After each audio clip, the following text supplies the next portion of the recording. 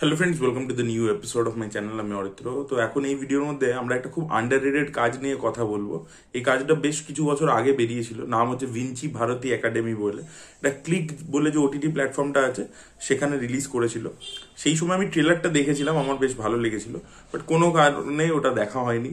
এবং তবে রিসেন্টলি কাজটা দেখলাম এবং কাজটা কিন্তু কাজটার মধ্যে যথেষ্ট ইমপ্রেসিভ জিনিসপত্র আছে এবং সচরাচর এই ধরনের কাজ হয় না আমাদের এখানে। তো এই কাজটার গল্পটা আপনারা একটু শুনে দেখুন, আপনাদের ইন্টারেস্টিং লাগবে। যারা একটু অন্য ধরনের কাজ দেখতে পছন্দ করে তাদের জন্য আর কি এটা রেকমেন্ড করা। এখানে আমরা দেখতে পাচ্ছি একটা স্কুল রয়েছে, একটা একাডেমি টাইপের একটা ইনস্টিটিউশন রয়েছে, যেখানে কয়েকজন গেছে যারা আর্টিস্ট হতে চায়। বেসিক্যালি এই সিরিজটার মাধ্যমে ডিরেক্টর পোক করছে এই মুহূর্তে দাঁড়িয়ে এই যে লোকে আর্টিস্ট বলে নিজেকে দাবি করে সোশ্যাল মিডিয়াতে, যে কেউ দু লাইন কোনো একটা কবিতা লিখছে সোশ্যাল মিডিয়াতে, সে নিজেকে আর্টিস্ট বলে দাবি করছে এবং তার সাথে তার কিছু সার্টেন বিহেভিয়ার্স আসে। দেখবেন আজকাল আমরা আর্টিস্ট বলতেই বুঝি হচ্ছে যে আর্টিস্ট মানে সে গাঁজা খাবে, আর্টিস্ট মানে চারটে মেয়ের সাথে ফ্লার্ট করছে। তো এই যে একটা প্রি কনসেপ্ট নোশন আছে আর্টিস্টের, বা আরো দেখবেন যারা যে কোনো ফিল্ডে কাজ করছে, ধরুন মিউজিক বানাচ্ছে বা কেউ ডিরেকশন দিচ্ছে বা যাই করছে বা যে কোনো কাজ করছে, আর্টিস্ট ক্রিয়েটিভ কাজ করছে, আশা করা হয় যে আর্টিস্ট মানে ও পয়সা চাইবে না, আর্টিস্ট মানে না খেতে দেবে মরবে। তো এই যে প্রি কনসেপ্ট কিছু নোশন আছে সেগুলোকে মক করেই আর কি একটা মেসেজ দিয়েছে এটার মাধ্যমে। আপনারা দেখলে আরো বুঝতে পারবেন যে এই ইনস্টিটিউশনটাতে শেখানো হয় যে এখনকার দিনে আর্টিস্ট বলতে আমরা যা বুঝি, আর্টিস্টদের যেগুলো অ্যাকচুয়ালিতে আর্টিস্ট নয় আর কি, ব্যাপারগুলো যেটা একটা প্রথা হয়ে গেছে, চল হয়ে গেছে, তো সেই ব্যাপারটা এই ইনস্টিটিউশনে শেখানো হয়। ঠিক আছে, যে আর্টিস্ট মানে নেশা করবে, আর্টিস্ট মানে খেতে পাবে না, এই সব কিছু এই ইনস্টিটিউশনে শেখানো হয়। So it's basically sarcastic take on that, it's a satire basically. তো কয়েকজন আর কি এই ইনস্টিটিউটে যাচ্ছে বা তারা কিভাবে থাকছে, ওখানে কি কি ট্রান্সফরমেশন করছে, ওখানে বিভিন্ন টিচার্সরা আছে, কিছু সিনিয়র্সরা রয়েছে, তো সেইখানটা নিয়ে একটা কমেডির মতো করে জিনিসটা করা হয়েছে। তো দেখুন, সব থেকে প্রথমে যে জিনিসটা ওয়ার্ক করেছে, যেগুলো পজিটিভ আর কি এই সিরিজটার মধ্যে, সব থেকে প্রথম জিনিসটা হচ্ছে যে কমেডিটা খুব ভালো ওয়ার্ক করে। তো সৌমিত দেব এখানকার রাইটার প্লাস ডিরেক্টর। সৌমিত দেবের প্রথম ডিরেক্টোরিয়াল কাজ। সৌমিত দেব কিন্তু প্রচুর কাজ করেছে, হইচইতেও একসময় করেছে, ক্লিকের ওটিটি প্ল্যাটফর্মে প্রচুর কাজ করেছে সে অ্যাজ এ রাইটার।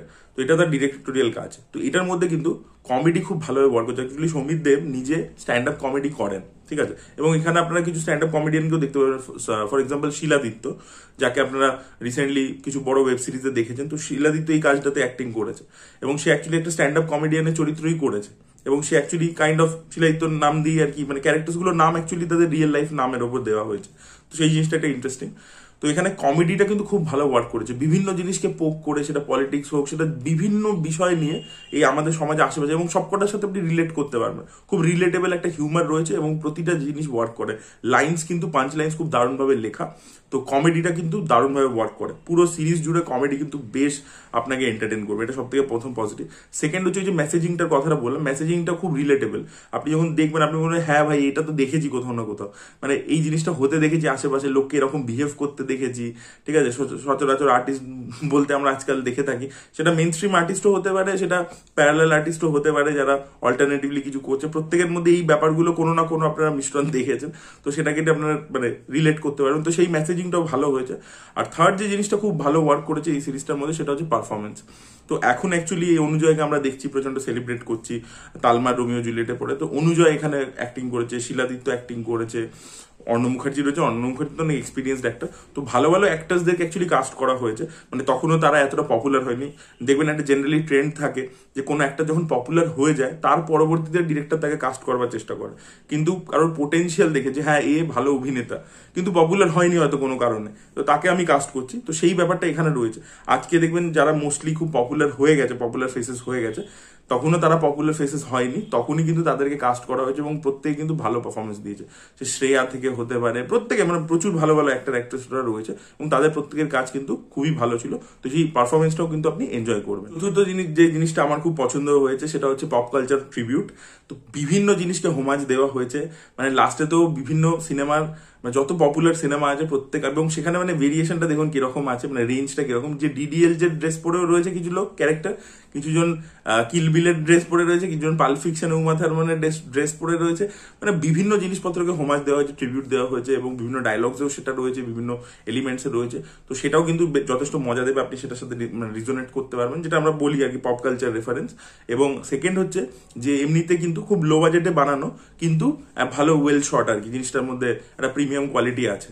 পারফেক্ট একেবারে নয়, সিরিজটার মধ্যে খামতি আছে। সিরিজটার বিগেস্ট প্রবলেম হচ্ছে এই যে জিনিসটা প্রথমে শুরু হয়েছিল খুব ভালো, ফার্স্ট এপিসোডটা ব্যাপক, কিন্তু পরবর্তীকালে এই যে মেসেজিংটার কথা বলছি না, এই মেসেজিংটা এটা কি হচ্ছে, এই সাবটেক্সটটা টেক্সটকে ওভার পাওয়ার করে যাচ্ছে। মানে ছবিটা একটা টাইমের পরে কোনো গল্প নেই, মানে সিরিজটার মধ্যে কোনো গল্প নেই। মানে এই পুরো সিরিজটা যদি একটা কোহেরেন্ট গল্প থাকতো এবং তার মধ্যে সাবটেক্সট গুলো থাকতো, তাহলে জিনিসটা দেখতে এন্টারটেনিং লাগতো। একটা টাইমের পরে না মানে জিনিসটা এগোচ্ছে এগোচ্ছে এগোচ্ছে, আর আপনার মনে হচ্ছে যে ভাই এবার ওই জিনিসটা খালে মানে ওটা ওভার পাওয়ার করে যাচ্ছে, মানে সাবটেক্সটিংটা ওভার পাওয়ার করে যাচ্ছে, সেটা বিশাল প্রবলেমেটিক হচ্ছে। মানে ডিরেক্টরের নিজের অনেক বক্তব্য আছে, সে সবগুলো সে নিজের এই প্রথম একটা সুযোগ পেয়েছি, আমি আমার যত ভিতরে ফ্রাস্ট্রেশন জমিয়ে রেখেছি সবকিছু বার করে দেবো, ব্যাপারটা এরকম হয়ে গেছে।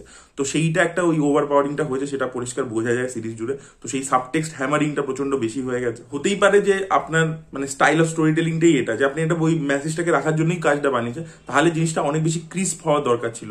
মানে একটা জিনিসের একটা টাইমের পরে আপনি বুঝতে পারবেন যে জিনিসটা এবার মানে যেহেতু কোনো কোহেরেন্ট গল্প নেই, মানে একটা মানে কোনো দিক বিদিক শূন্যভাবে গল্পটা ছুটছে, ঠিক আছে, এবং কিছু মানে প্লট হিসাবে কিছু নেই, তো তাই জন্য আপনার মনে হবে যে ভাই এবার কি দেখছি, এবার জিনিসটা মানে রিপিটেটিভ হয়ে যাচ্ছে, মানে একই জিনিস, মানে এটা এই ব্যাপারটা তো অলরেডি একভাবে এই স্টেটমেন্টটা রেখে দিয়েছে, আবার ঘুরে ফিরে যেন ওই স্টেটমেন্টটা আসছে। তো it becomes repetitive, it becomes মানে ল্যাগিং, মানে বড় লাগছে, মনে হচ্ছে বড় হয়ে গেছে জিনিসটা, এবার শেষ হতে চাইছে না, বড় লাগছে, বোরিং লাগছে। সেই জিনিসটা কিন্তু আপনার মাঝের দিকে শেষের দিকে কিন্তু মনে হবে। ডেফিনেটলি এটার মধ্যে কিছু খামতি রয়েছে, কিন্তু কাজটা কিন্তু যথেষ্ট ভালো এক্সপেরিমেন্টাল কাজ, এবং কমেডিটা যথেষ্ট ভালো ওয়ার্ক করে, পারফরমেন্সেস খুব ভালো।